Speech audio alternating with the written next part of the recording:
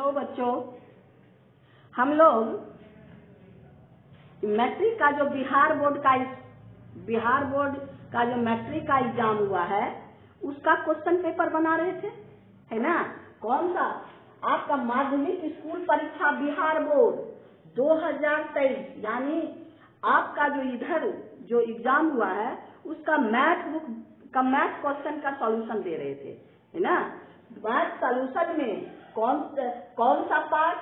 आपका प्रश्न पुस्तिका set J.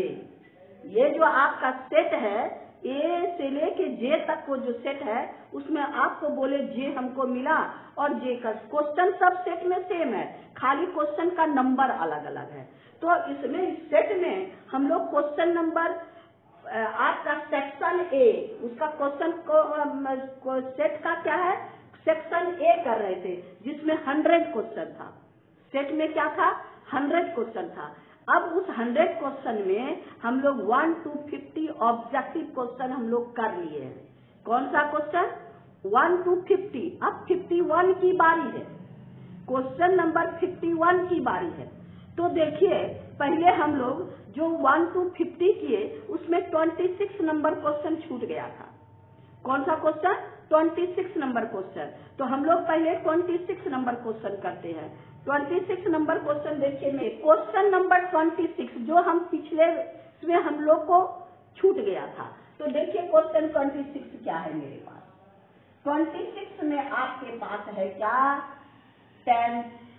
tan theta by sec theta -1 और plus tan theta sec theta +1 is equal to, आपको क्या इसको सिंप्लीफाई करके यहाँ पर 4 आंसर्स है, इसको सिंप्लीफाई कीजिए तो हम लोग क्या है tan थीटा कॉमन ले लीजिए।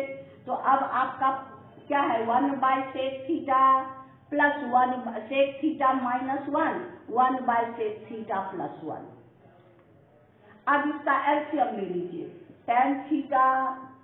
अब आपके पास क्या है इसका एलसीएम a प्लस b यानी सेक थीटा -1 और सेक थीटा +1। ये यहाँ जाएगा सेक थीटा +1 और प्लस ये यहाँ चला जाएगा सेक थीटा -1 -1 कैंसिल कर दीजिए। tan थीटा आपका sec theta plus sec theta 2 sec theta और a plus b a minus b a square minus b square sec square theta -1। अब आपका क्या है tan थीटा आपके पास इंटू 2 सेक थीटा और sec square theta -1 tan square theta, है ना।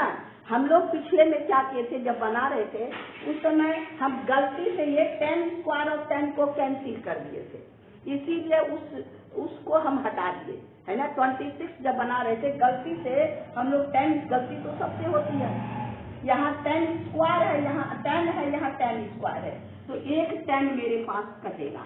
तो अब मेरे पास क्या हो गया आपका 2 sec theta 1 cos theta into tan theta यानी 1 tan थीटा तो sin थीटा cos थीटा।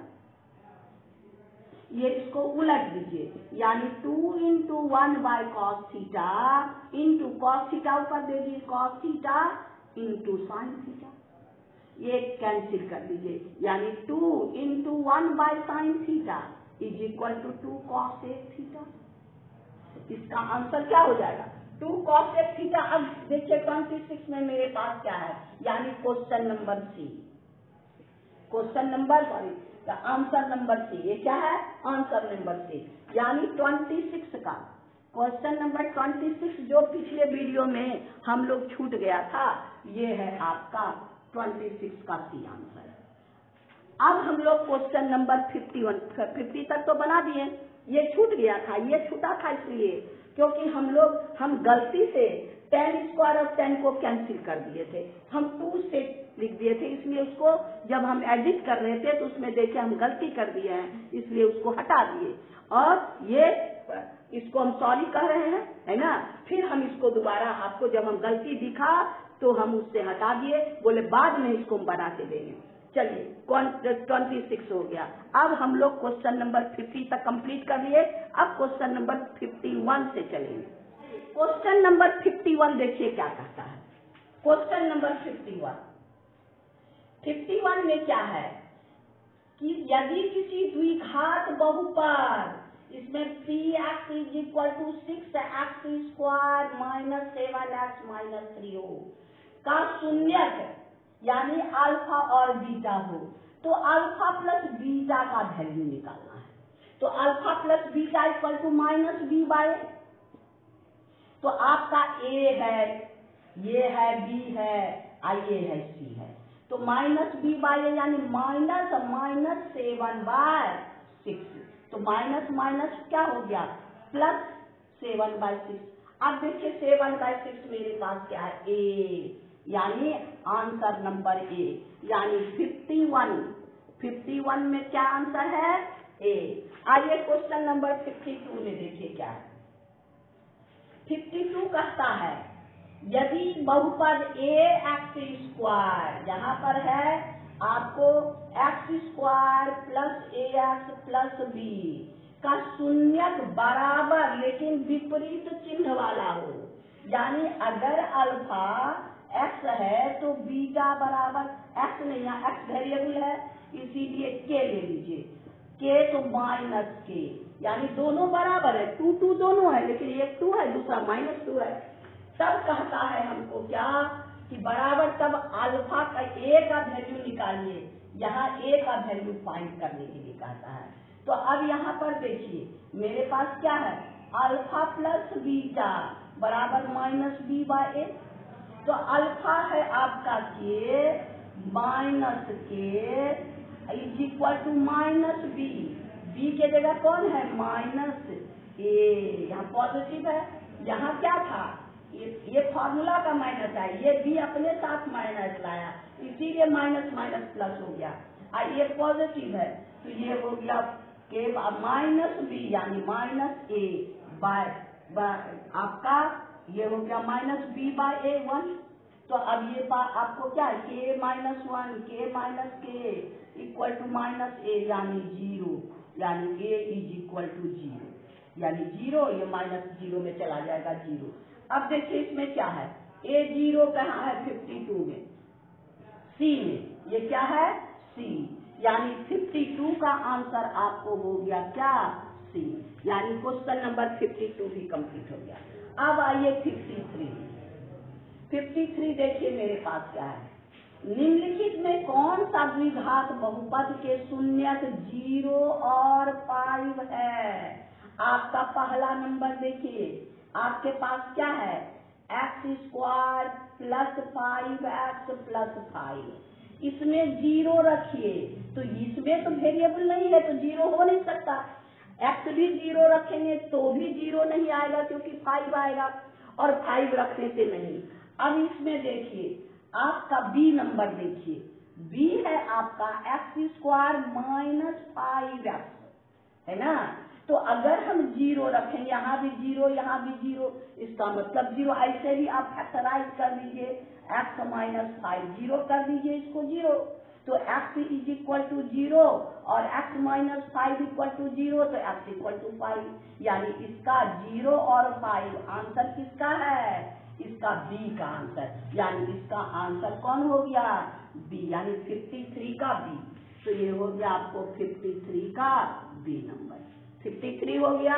आइए 54, अब 54 देखिए क्या कहता है, कहता है ए का मान जिसके लिए समीकरण का कोई हल नहीं है, यानी ax 10y is equal to 9 और दूसरा है आपका 2x plus 5y is equal to 11, कोई हल नहीं है, इसका मतलब पैरेलल होगा, कोई हल नहीं का क्या है condition, a1 by a2 is equal to b1 by b2 is not equal to c1 by c2, है ना।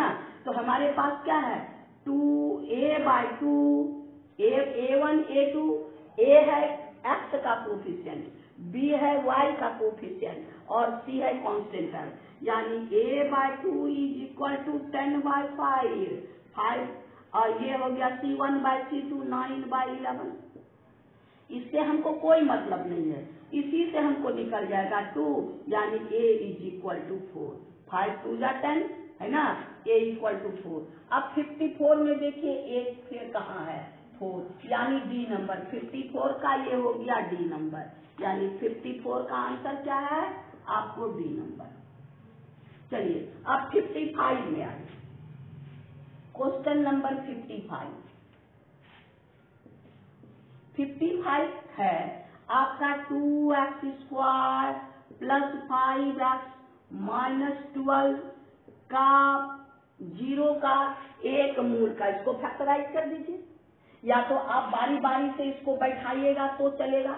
हाँ, तो आप इसको फैक्टराइज कर दीजिए, यानी 12 दूनी 24, 24 का ऐसा फैक्टर लेना है जिसका डिफरेंस, यानी 12 दूनी 24, 24 का ऐसा फैक्टर लेना है जिसका डिफरेंस हमको 5 आए, है ना, यानी 8 या 24, 8 गुना 3, यानी 8 में 3 माइनस कीजिए, 2x², 8x - 3x - 12 = 0, यानी 2x कॉमन ले लीजिए, x + 4 - 3 कॉमन ले लीजिए, x + 4 = 0।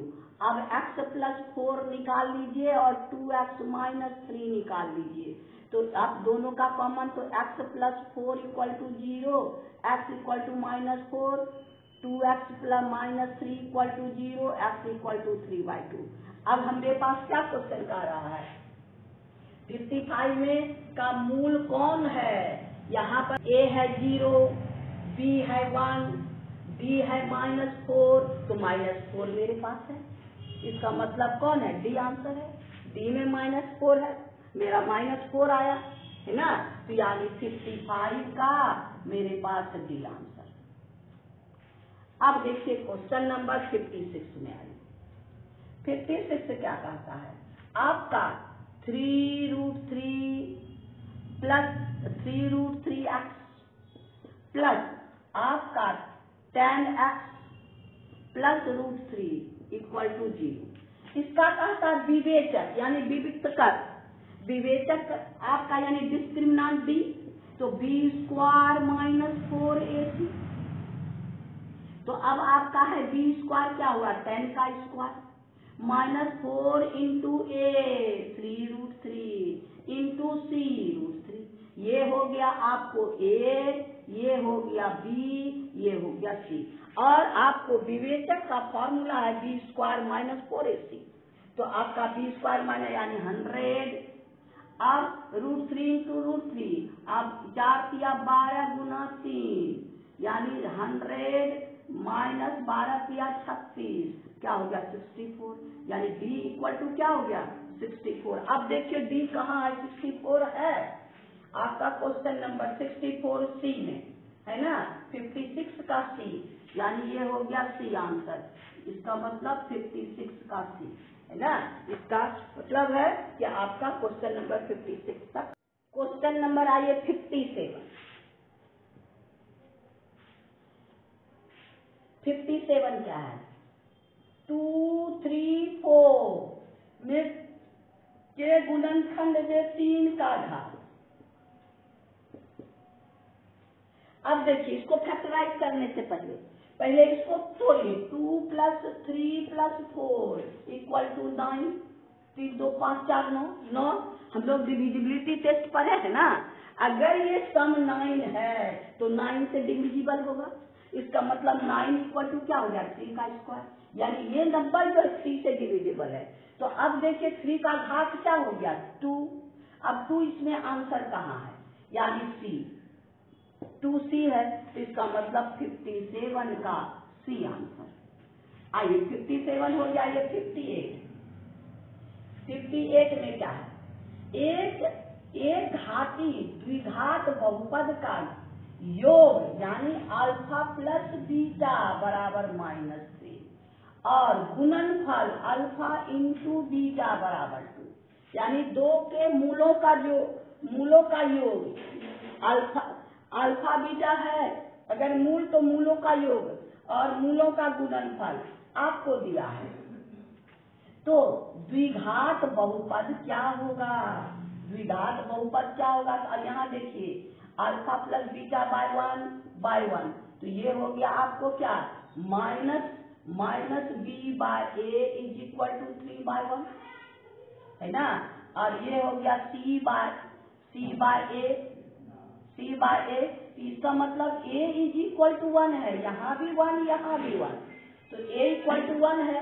तो हम लोग को अब मेरे पास b क्या है, b is equal to minus B by, यहाँ पर क्या है -3, तो -3 आपका माइनस बी इक्वल टू -3 और आपका 2 इज इक्वल टू सी। तो अब माइनस कैंसिल, यानी आपका b इज इक्वल टू 3। तो मेरे पास क्या हो गया, a equal to 1, b equal to 3 और c इक्वल टू 2। अब मेरे पास क्या है, बहुपद, therefore बहुपद हो गया ax square plus bx plus c। तो अब ax स्क्वायर यानी 1 डाल देंगे तो कुछ x स्क्वायर, bx 3x और प्लस c2। अब देखिए यहाँ पर मेरे पास कहाँ है, यानी 58 में x square plus 3x plus 2, यानी क्वेश्चन आंसर नंबर बी, यानी है ना x square plus 3x plus 2, यानी 58 का मेरे पास क्या हो गया, आंसर बी। अब 59 में चलिए, 59 देखिए क्या है, एक घात वाला बहुपद, कहते हैं रैखिक समीकरण, रैखिक बहुपद, एक लाइन मतलब जिसका वेरिएबल एक हो, जिसका पावर एक हो, जिसका एक घात हो, उसको हम लोग क्या कहते हैं, रैखिक बहुपद। रैखिक बहुपद यानी रैखिक बहुपद कहाँ है, सी में, ये हो गया सी। 59 का आंसर हो गया सी। आइए फिर 60 में,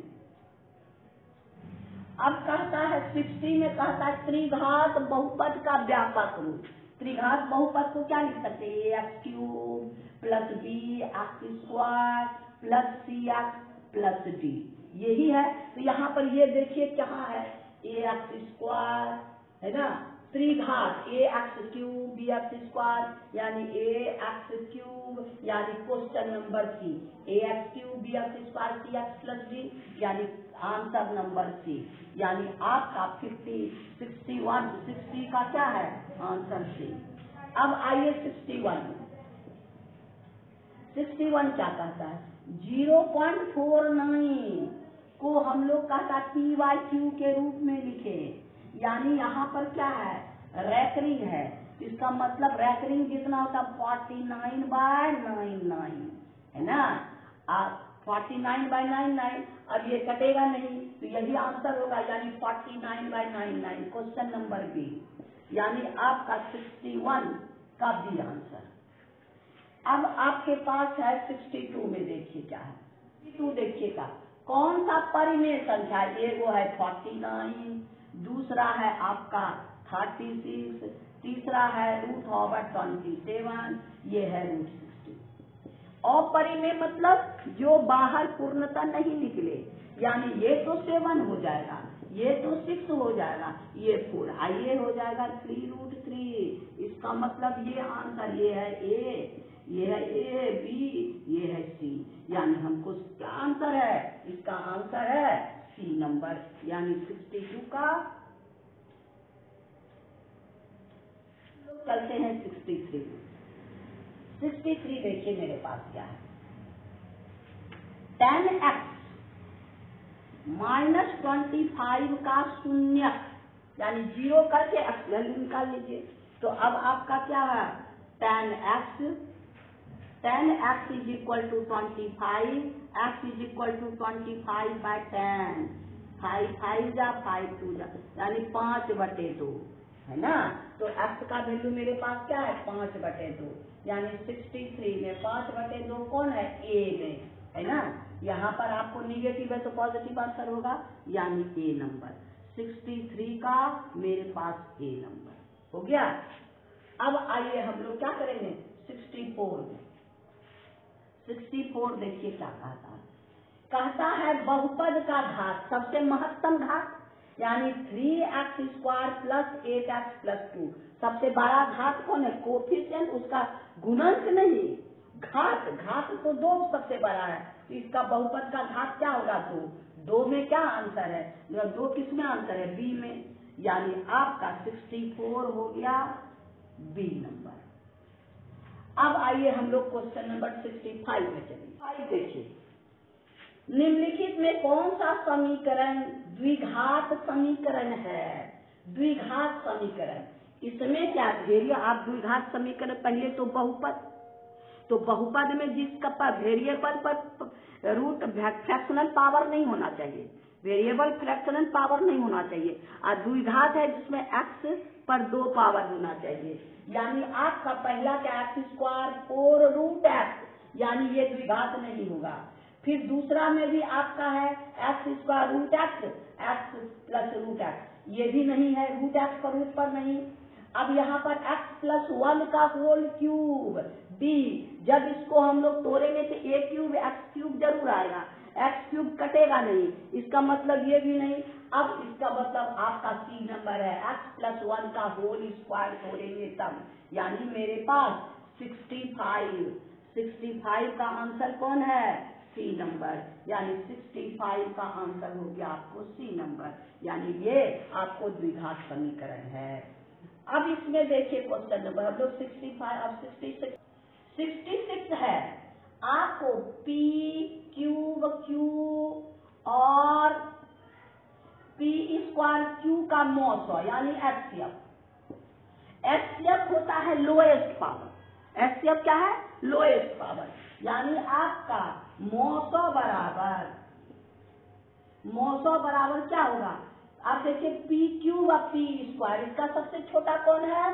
p², और यहाँ भी q, यहाँ भी q है ना, दोनों में q है तो बराबर है, तो q कॉमन फैक्टर, तो मौसम मेरे पास क्या होगा? p² q।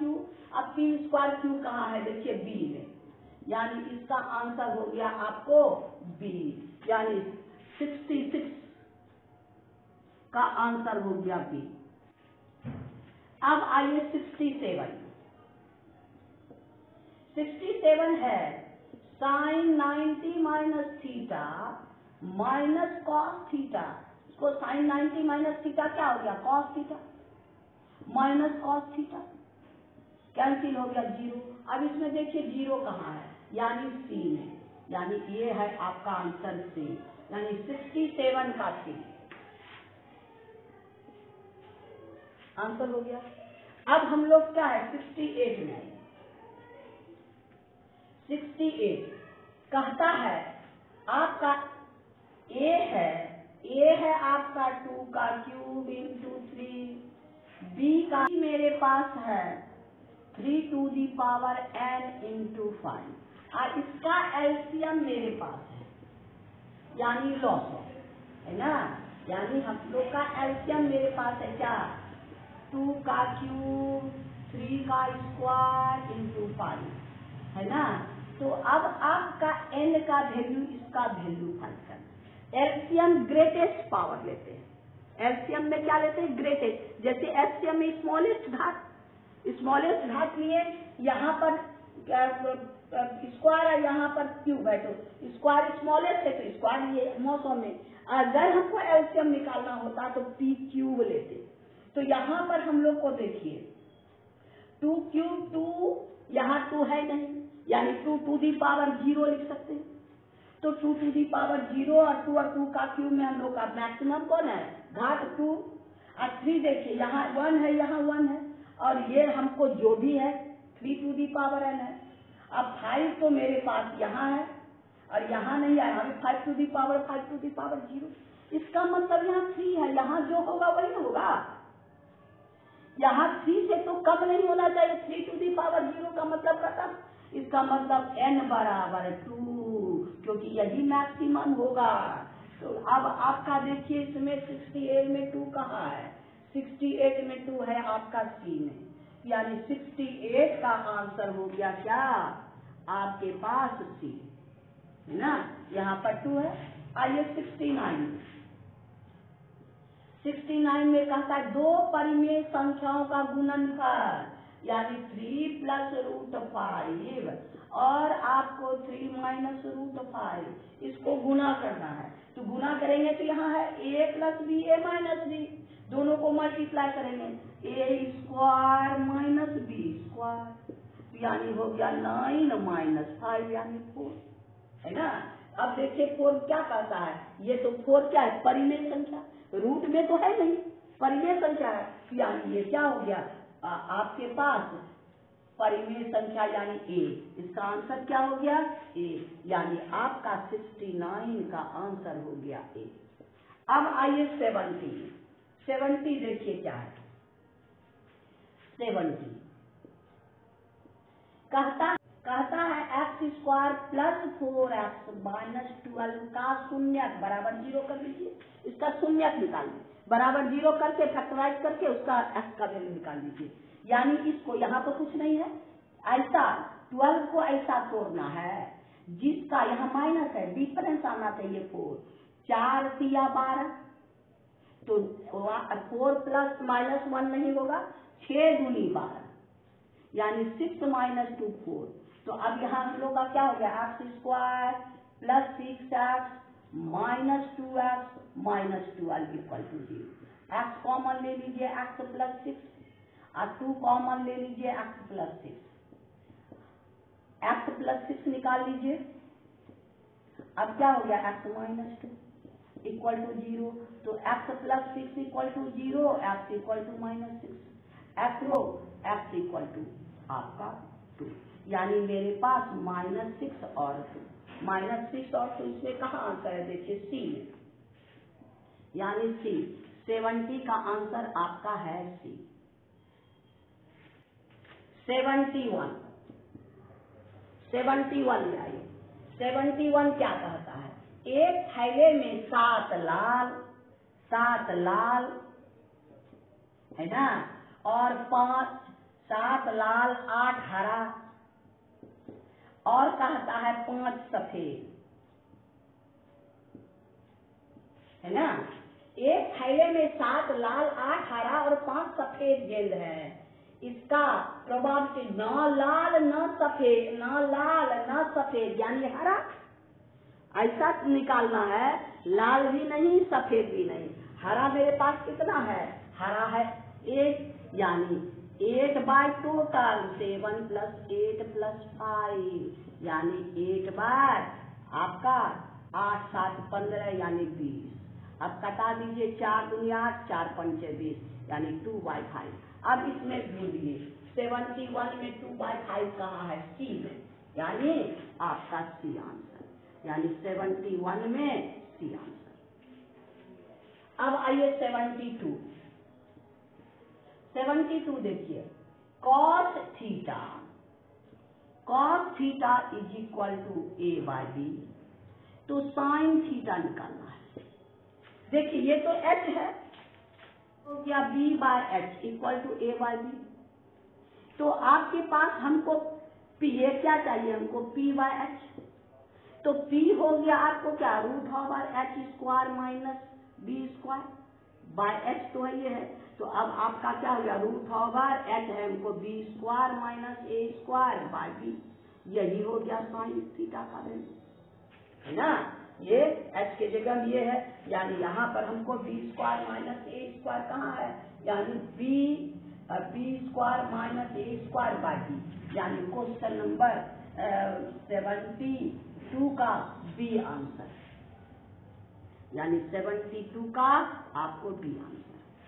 अब आइए क्वेश्चन नंबर 73 देखिए क्या है, √1 minus sine a bye 1 plus sign ए, इस पर भी रूट और उस पर भी। अब ये बराबर क्या है, हम लोग रेशनलाइज करते हैं ना, तो इसको 1 प्लस साइन ए है तो हम 1 माइनस साइन ए से मल्टीप्लाई कर देंगे, √1 माइनस साइन ए इंटू √1 माइनस साइन, ये हो गया √1 plus sign a √1 minus sign, अब ये रूट हट जाएगा तो क्या हो जाएगा 1 माइनस साइन, जैसे root X into root X, root 3 into root 3 3, तो ये होगा 1 माइनस साइन। अब बार यहाँ पर क्या है, इसका ये दोनों अंदर में रूट होगा 1 minus sine square, a plus B A minus b, तो आपका 1 माइनस साइन ए, अब बार रूट होगा कॉस स्क्वायर ए, इसका मतलब 1 by sine a, 1 minus sine a by cos a. अब इसको अलग अलग कर दीजिए, 1 by cos a minus sine a by cos a. अब ये हो गया आपको सेक ए माइनस 10। अब देखिए सेक ए माइनस 10 कहाँ है, 73 में सेक ए माइनस 10, यानी question number answer number B, यानी आपका 73 में आंसर नंबर आपका बी है ना, सेक ए माइनस 10, यानी हम लोग का 74 देखिए, कहता है tan 30 into sine 30 into cos 60 into cosec 30, इसका वैल्यू क्या है, सबका वैल्यू रखिए। देखिए tan 30 1 बाय रूट 3 हो गया, sine 30 1 by 2, cot 30 cot 60 1 by root 3 into cosec sine का उल्टा यानी 2 बाय 1।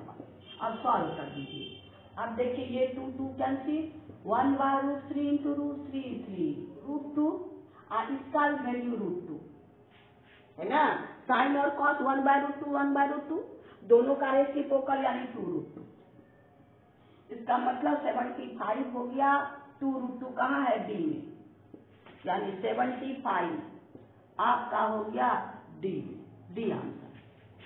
76 देखिए क्या कहता है, यदि सूर्य का उन्नयन कोण ये है और ये है, देखिए यदि सूर्य का उन्नयन कोण 60 डिग्री हो तो 30 मीटर लंबा हो गया, 30 मीटर लंबी छाया, ये डंडा का छाया ये है 30 मीटर, और यहाँ पर सूर्य है तो उन्नयन कोण ये हो गया 60 डिग्री, तो उदग्र मीनार की ऊंचाई ये निकालना है, तो tan 60 बराबर इतना बाई इतना, यानी ये हो गया tan 60 is equal to h by 30, tan 60 का वैल्यू √3 h बाय 30, यानी h इज इक्वल टू 30 √3, यानी अब देखिए इसमें 30 √3 कहाँ है, यानी 76 30 √3 सी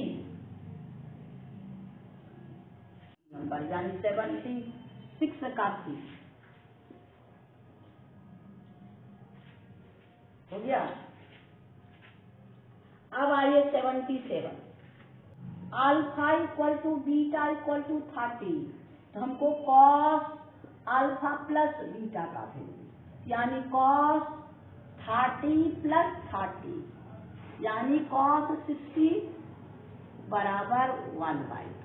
अब कॉस 60 1/2 देखिए कहाँ, 77 1/2 है सी में, यानी आंसर हो गया सी, 77 का सी आंसर हो गया। अब आइए 78 में, 78 क्या कहता है, 2 tan 30 by 1 minus tan square 30, 2 tan 30 यानी 2 इंटू 1 बाय √3, ये हो गया 1 बाय √3 का होल स्क्वायर, ये हो गया 2 बाय √3, ये हो गया 1 माइनस 1 बाय 3, √3 का स्क्वायर 3, अब इसका एलसीएम ले लीजिए 2 बाय √3, ये हो गया 3 माइनस 1 यानी 2 बाय 3, इसको कर दीजिए 2 बाय √3 इंटू 3 बाय 2, हाँ ये कैंसिल, 1 3 में 2 √3, इसको कैंसिल √3, यानी आपका √3 आंसर है ना। तो अब देखिए √3 कहाँ है, 78 8 में है आपका सी में, यानी 78 का सी नंबर। अब है 79 में। चलिए 79 क्या कहता है? tan 65 by cot, tan 65 by cot. अब दोनों का सम देखिए क्या है 90, तो इसको tan 65 बदल सकते हैं, तो ये हो गया आपको tan 65 by tan 65, 90 minus theta, ये बराबर 1। यानी आपका 79 में 1 कौन है? बी, यानी ये 79 का बी आंसर हो गया। अब आइए 80 में देखिए tan 5 into tan 30 into 4 into tan 85। अब यहाँ ध्यान दीजिए tan 5 ये cot 5 हो जाएगा 1, और ये दोनों मिल के 1, tan 30 1 बाय रूट 3 इंटू 4 यानी 4 बाय रूट 3, यही ना मेरा आंसर होगा। तो 80 में देखिए 4 बाय रूट 3 का ए, यानी 80 का आंसर हो गया आपको ए। हो गया। 1 देखिए क्या है, दो शंकु के आयतनों का अनुपात, यानी दिया है दो शंकु के आयतन का अनुपात V1 बाय V2 दिया है, दो शंकु एवं उसकी त्रिज्या का अनुपात R1 बाय R2 दिया है क्या आपको 2/3। तो उदग्र ऊंचाई का अनुपात H1 बाय H2 का वैल्यू निकालना है ना। तो V1 V1 bye V2 equal to क्या होगा 1/3 पाई R1 स्क्वायर H1 1/3 पाई R2 स्क्वायर H2। तो 1/3 pi cancel, V1 bye V2 मेरे पास कितना है आपका दो आयतनों का अनुपात है 4/5, यानी ये हो गया 4/5 is equal to R1 R2 का स्क्वायर इंटू H1 और H2। तो R1 R2 भी मेरे पास है, तो आपको क्या हो गया 4/5 इज इक्वल टू 2/3 का स्क्वायर, R1/2 का स्क्वायर है ना, इक्वल टू H1/H2। तो हो गया 4/5 इक्वल टू 4/9, 4 कैंसिल H1/H2, यानी 9 को इधर भेज दीजिए, H1/H2 इक्वल टू 9/5, यानी 9:5 है ना। यानी उसके उदग्र ऊंचाई का अनुपात क्या हो गया 9:5। अब देखें 9:5 कहाँ है 80 में, यानी C number question, answer number सी, यानी आपका हो गया इसका सी आंसर। अब आइए 82 में। 82 देखिए क्या है, यदि समांतर श्रेणी में nवां पद यानी Tn equal to 5 minus 3n, तो D निकालना है कॉमन डिफरेंस, सर्व अंतर निकालना है, यानी T1 निकाल लीजिए 5 इंटू माइनस 3 इंटू 1 क्या हो गया 5 माइनस 3 इक्वल टू 2। n की जगह 1 2 3 निकाल के T2 इक्वल टू आपका क्या 5 माइनस 3 इंटू 2, तो आपका क्या हो गया 5 माइनस 6 इज इक्वल टू -1 हो गया। आपका T3 निकाल लीजिए 5 माइनस 3 इंटू 3, तो 5 3 जा 9, यानी माइनस। अब मेरा AP क्या हो गया 2 -1 -4। अब हमारे पास कॉमन डिफरेंस -1 -2, तो ये हो गया -3 हो गया। तो यानी आपका -3 कहाँ है, सो देखिए -3 आपका 82 में, 82 हो गया -3B, यानी B नंबर, यानी आपका 82 का आंसर B हो गया। अब आइए 83 में। 83 त्रिभुज के किसी शीर्ष बिंदुओं का निर्देशांक आपका 4 6 0 4 एंड 5 5। इसका केंद्रक का क्या होता है फॉर्मूला? केंद्रक का यानी x1 plus x2 plus x3 bye 3 और y1 plus y2 plus y3 bye 3। यानी यहाँ हो गया आपको 4 प्लस 0 प्लस 5 बाय 3 और हो गया 6 प्लस 4 प्लस 5 बाय 3। ये हो गया 5 4 9 बटे 3। ये हो गया 6 4 10 15 बटे 3। यानी 3 3 9 3 बचे 15। इसका मतलब 3 और 5। केंद्र का निर्देशांक क्या हो गया? 3 और 5। अब देखिए 3 और 5 कहाँ है मेरे पास? 83 में 3 5 डी नंबर, यानी आपका 83 का डी आंसर। अब हम लोग क्वेश्चन नंबर 84 में चलेंगे। कहता है एक बेलन के वक्र पृष्ठ का क्षेत्रफल, यानी बेलन का वक्र पृष्ठ 2 पाई RH, वक्र पृष्ठ का क्षेत्रफल 264 मीटर स्क्वायर और इसका आयतन यानी आपका हो गया पाई R स्क्वायर H, आयतन हो गया क्या? 924। अब इसके व्यास और ऊंचाई का अनुपात D और H का अनुपात हमको मांगा है ना। तो आइए 2 पाई RH ये हो गया आपको क्या? देखिए 2 पाई RH बराबर 264। हम इसको D में चेंज कर देंगे। 2R क्या हो गया D, यानी पाई DH इज इक्वल टू आपका 264 हो गया। तो अब आपके पास क्या है? पाई R स्क्वायर, पाई D को लिख दीजिए D बाय 2 का स्क्वायर, रेडियस H 924। अब पाई ये हो गया D square by 2, D square by 4 equal to 924। 4 को उधर भेज दीजिए तो आपका हो गया पाई DH into D, D square है ना, एक डी यहाँ एक डी यहाँ, तो बराबर हो गया 924 इंटू 4।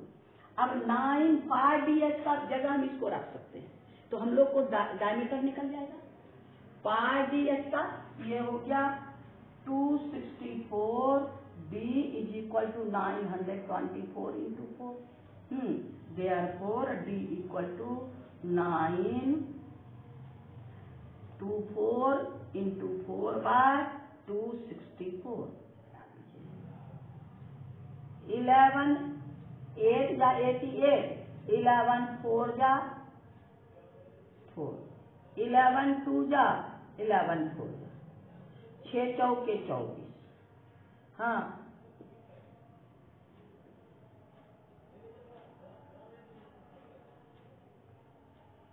हो गया। ये हो गया D इक्वल टू 40, D निकल गया। अब हमको H चाहिए। अब इसमें H D का D इज इक्वल टू 40। अब I D H is equal to 264।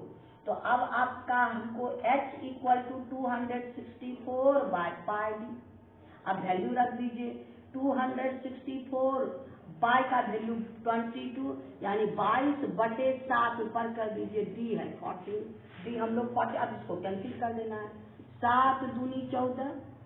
अब है आपको 12 दूनी 24, तो अब हो गया आपको ये हो गया 6, यानी H हमारा 6 हो गया और हमारे पास क्या है? D है 14। अब देखना है किसका रेशियो। कहता है व्यास और ऊंचाई D और H का रेशियो, यानी 14/6। ये हो गया 7, ये हो गया 3, यानी 7:3। अब देखिए 7:3 कहाँ है? 7:3 यानी D में। आंसर क्या हो गया? D, यानी 84 का आंसर है D। क्वेश्चन नंबर 85 देखिए क्या है। कहता है यदि ये बिंदु है कौन? AB BC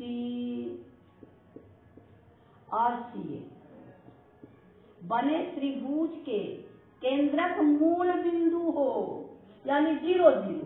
केंद्रक का भी पता है ना, केंद्रक के लिए क्या हो गया आपको A + B + C/2 हो गया, ये बराबर 0। और वैसे भी आप B + C + A/3 x1 + x2 + x3/3 x1 x2 x3 है ना। आपको y1 y2 y3/3 = 0, यानी ये 0 में चला जाएगा तो क्या होगा, दोनों मूल बिंदु यानी निर्देशांक 0 0, x भी 0 y भी 0। इसका मतलब है A + B + C = 0। जब 0 होता है तो क्या, देखिए हम लोग पढ़े ना, A³ + B³ + C³ -3ABC = A + B + C और A² + so on। अब ये जब 0 हो जाएगा तो RHS 0, तब क्या हो गया A³ + B³ + C³ = 3ABC। यही चीज हमको यहाँ प्रूव करना है। तो अब मेरे पास क्या A³ + B³ + C³ किसके बराबर है, 3ABC। 3ABC कहाँ है, C में, यानी 85 का आपको C आंसर है। 86 देखिए क्या कहता है, 0 4 0 0 एवं 3 0 के त्रिभुज का क्षेत्रफल ज्ञात करना है। क्षेत्रफल का फॉर्मूला ये x1 0 y2 - y1 0 - 0 खत्म, प्लस x2 हो गया 0, आपका y3 यानी 0 - 4 प्लस ये हो गया 3 है ना। अब फिर कहता है इंटू 3 इंटू, तो ये हो गया आपको 3 4 - 0, ये दोनों 0 है ना। वहाँ आइए तो 0 तो ये यहाँ 0 नहीं कीजिएगा, 4 में 0 - 0 नहीं, 3 चौके 12, ये भी 0 यानी इंटू 12, तो 6 दूनी 12, तो इसका मतलब इसका 6। अब 6 देखिए कहाँ है, कौन है 86 का B में, यानी B आपका 86 का B। 86 आइए 87 क्या, दो समरूप त्रिभुज के भुजाओं का अनुपात, इनके क्षेत्रफल का अनुपात क्या होगा, भुजा का अनुपात यानी क्षेत्रफल का अनुपात A1/A2 बराबर होता है साइड का S1/S2 का होल स्क्वायर, साइड के रेशियो के स्क्वायर के बराबर, यानी आपका दो समरूप त्रिभुज के भुजाओं यानी 4/9 का स्क्वायर यानी 16/81। 16 रेशियो 81 कहाँ है, क्वेश्चन नंबर आपका डी में, यानी दो समरूप त्रिभुज की भुजाओं का अनुपात दिया है, इनके क्षेत्रफल यानी 16 रेशियो आपका कौन है 16 और 81 यानी डी में, यानी ये हो गया आपका 87 का डी आंसर।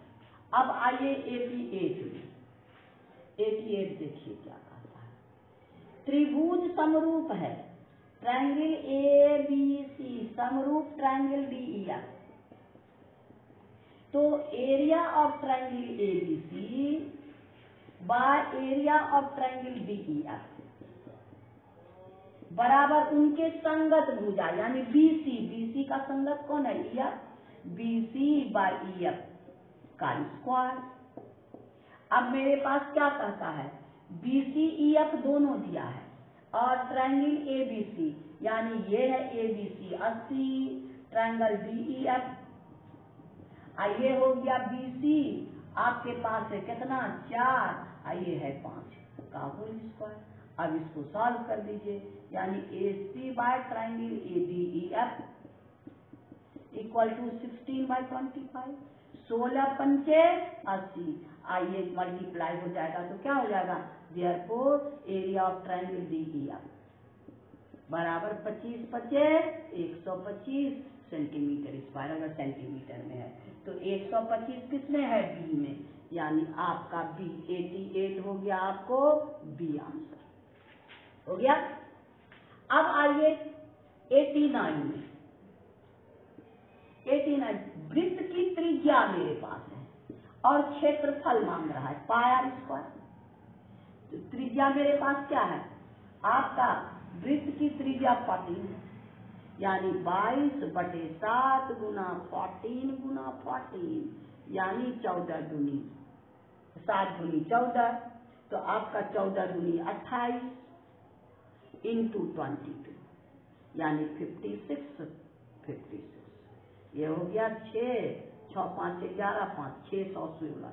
अब देखिए 616 किसमें है, 89 में, आपका 616 सी में, यानी आपका 89 का आंसर सी हो गया। आइए क्वेश्चन नंबर 90। क्वेश्चन नंबर 90 देखिए क्या है, किसी वृत्त की त्रिज्या दिया है 14 सेंटीमीटर, इसकी परिधि निकालना है। परिधि हो गया 2 पाई आर, यानी 2 गुना 22/7 गुना 14, 7 दूनी 14, यानी 4 2 दूनी 4 88, यानी आपका इसमें 88 किसमें आंसर है, यानी बी में, यानी आपका 90 का बी आंसर। अब आइए क्वेश्चन नंबर 91 में। देखिए 91 क्या है, 91 है 42 सेंटीमीटर व्यास वाला, डी है आपको 42, तो रेडियस आपका हो गया 21। वृत्त का क्षेत्रफल यानी पाई आर स्क्वायर 22/7 गुना आर स्क्वायर 21 गुना 21, कटा दीजिए, यानी 7 या 21, तो अब हो गया आपको 22 इंटू 3 और 3 दूनी 6। अब 2 से मल्टीप्लाई कर दीजिए, 3 दूनी 6 और 6 दूनी 12, 621, तो हो गया 6831। अब इतना सेंटीमीटर 63 आपका क्या है 1386, यानी क्वेश्चन नंबर 91 का बी आंसर, यानी 91 का बी आंसर हो गया। आइए 92 में, दो वृत्तों की त्रिज्या का अनुपात यानी R1/R2 आपका 4/3 है, उनके क्षेत्रफल का अनुपात पाई R1 square pi R2 square, यानी पाई पाई कैंसिल, इसका मतलब क्या है, इसका स्क्वायर, यानी आपका 4/3 का स्क्वायर, यानी 16/9, 16 यानी 16 अनुपात 9, यानी आपका सी आंसर, यानी 92 में सी आंसर। आइए 93, यदि किसी वृत्त का क्षेत्रफल और परिधि यानी क्षेत्रफल और बराबर परिधि, कहता है किसी एक वृत्त के क्षेत्रफल और परिधि संख्यात्मक रूप से बराबर है, यानी pi r square equal to 2 pi r, pi pi cancel कर दीजिए, एक r cancel, r is equal to मेरे पास क्या है 2 सेंटीमीटर। व्यास ज्ञात करें, यानी डी इक्वल टू 2r, यानी 2 इंटू 2 बराबर 4, ये आंसर नहीं है, व्यास ज्ञात करें, यानी सी नंबर 4 किसमें है, सी में, व्यास है 93। क्वेश्चन नंबर 93, यानी 93 का आपको सी नंबर है ना, 93 का भी सी नंबर हो गया। अब आइए क्वेश्चन नंबर हम लोग 94 में, क्या कहता है, tan 30 sin 30 और sec 60, tan 30 √3, sin 30 1/2 और sec cos का होता है cos 60 1/2 यानी 2/1, ये 2 कैंसिल यानी √3, यानी इसका वैल्यू क्या हो जाएगा, आपका √3 देखिए किसमें है, √3b यानी बी नंबर। 94 का बी। आइए 95 कहता है आर त्रिज्या थीटा के संगत चाप की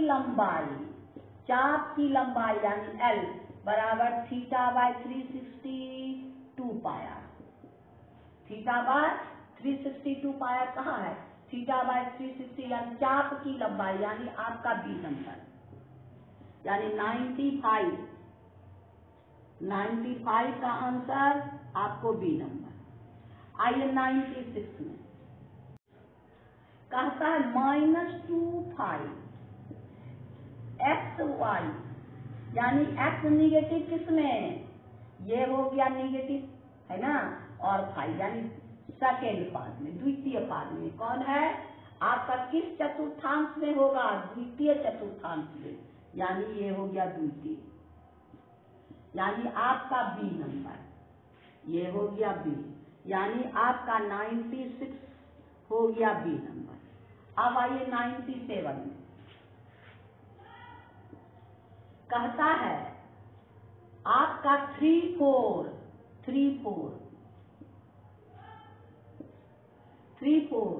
y अक्ष से दूरी यानी x कोऑर्डिनेट ये 3, तो y अक्ष से दूरी कितना होगा 3, तो यहाँ पर 3 कहाँ है a, x कोऑर्डिनेट y यानी ये 3 और ये 4, यही ना है, ये 4 ये 3, तो ये हो गया आपको यानी 90 आपका 7 में ए नंबर। अब आइए 98 देखिए, मूल बिंदु कहता है मूल बिंदु से दूरी यानी आपका 0 से इसकी दूरी यानी -4 -6 की दूरी ज्ञात करें, तो x1 - x2 - +4 का होल स्क्वायर +0 - +6 का होल स्क्वायर √, यानी a और b, AB इक्वल टू यानी 4 का स्क्वायर +6 का स्क्वायर यानी हो गया 16 + 36 हो गया 6 12 1 3 1 4 1 5 यानी √52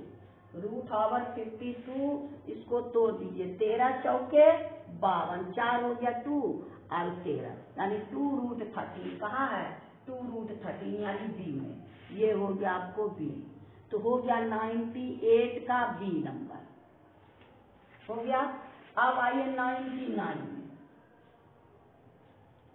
यानी 4 और 5 और -32 के बीच की दूरी यानी आपका AB इक्वल टू √4 -3 का स्क्वायर +5 - 2 का स्क्वायर यानी 4 4 3 7 7 49 और +3 का स्क्वायर 9 यानी आपको 9 9 18 4 1 5 √58 किसमें है बी में, यानी 99 का बी आंसर। अब आइए 100 में कहता है मिलाने वाली रेखा का मध्य बिंदु यानी -3 4 और आपका 7 8, हम लोग मध्य बिंदु का निर्देश x1 + x2/2 यानी -3 + 7/2 और 4 + 8/2, तो ये हो गया कितना -3, तो ये हो गया आपको 4/2 और हो गया 8 4 12 यानी 12/2 6 और 2 यानी आपका हो गया 2 और 6 देखिए कहाँ है 2 6 बी यानी आपका 100 हो गया बी, यानी हम लोग जो आपके पास खंड अ यानी सेक्शन ए का जो 100 क्वेश्चन था वो सब बना लिए। अगर आपको नहीं देखना है, सॉल्यूशन नहीं देखना है, तो आप आंसर में सबसे लास्ट में स्टेप कीजिए, आपको आंसर मिल जाएगा, है ना। और सॉल्यूशन देखना है तो वीडियो देखिए। है ना, आपकी जैसी इच्छा, है ना। आज इतना ही रहने दीजिए, फिर हम लोग खंड भ में आपको इसका जो दूसरा पार्ट है सेक्शन बी, हम लोग दूसरे दिन बनाएंगे। आज इतना ही, आप अपना देख के आंसर मिला लीजिएगा कि आप कहाँ गलती किए और आपको कितना नंबर आएगा। वीडियो देखने के लिए थैंक यू। अगर अच्छा लगा तो शेयर कीजिएगा और आप लाइक जरूर कीजिए और सब्सक्राइब नहीं किए तो कर दीजिए। प्लीज हमारी प्रोत्साहन को बढ़ाइए। Thank you.